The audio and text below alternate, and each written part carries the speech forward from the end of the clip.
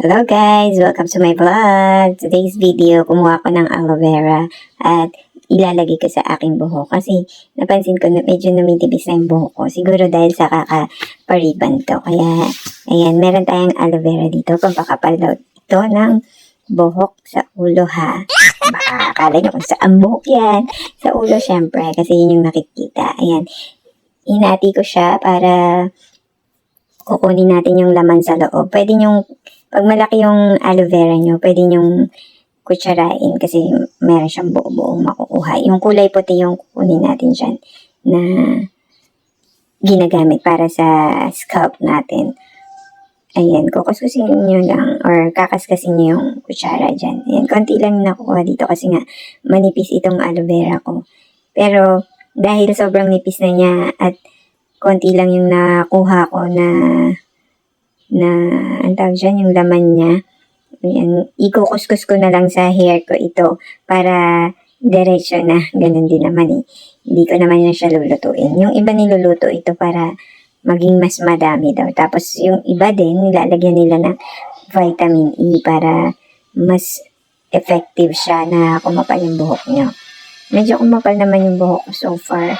At napaka-natural ng ganito. Hindi na kailangan bumili pa ng kung ano-ano na pampakapal na synthetic ba yan tawag nila dyan or mga hindi natural na gamot. Ito ay very natural at talagang napakamura lang. Kailangan nyo lang magtanim sa bahay nyo nito. Ito ay aloe vera na tatanim ko lang.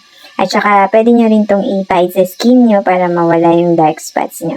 Nakakabata din daw itong aloe vera pag pinahid nyo sa skin nyo. Tsaka sobrang smooth siya.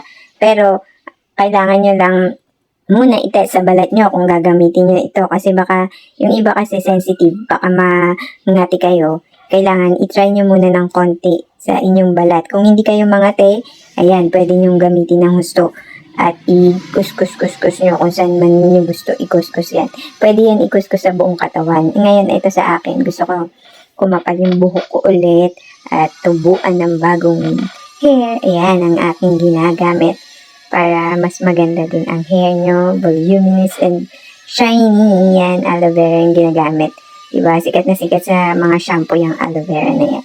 Ito ay isang natural na paraan para kumapal ang yung buhok. After 30 minutes, pwede nyo nang banlawan yung buhok nyo. At pagkabanlaw nyo sa buhok nyo, lagyan nyo ng shampoo na yung favorite shampoo. At presto, sobrang lambot ng buhok nyo. After that, di nyo na kailangan mag-conditioner din. Kaya, ayan, ang ating tips for today. Follow for more. Thank you for watching my video. Don't skip the ads, guys. Bye!